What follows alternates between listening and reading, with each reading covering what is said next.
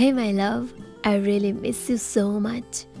I know हामी एकअर्काबाट दूरीले धेरै टाढा छौँ, चाहेर पनि भेट्न सक्दैनौँ। न म तिमीलाई स्पर्श नै गर्न सक्छु, न त कसिएर अँगाल्न नै सक्छु।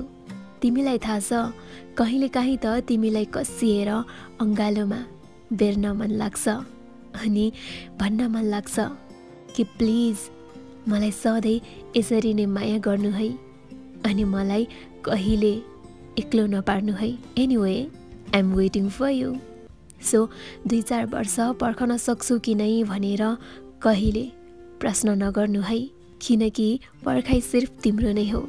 सो 2-4 वर्ष मात्र होइन, यो जिन्दगी नै तिम्रो पर्खाइमा सुम्पिदिनेछु। माया।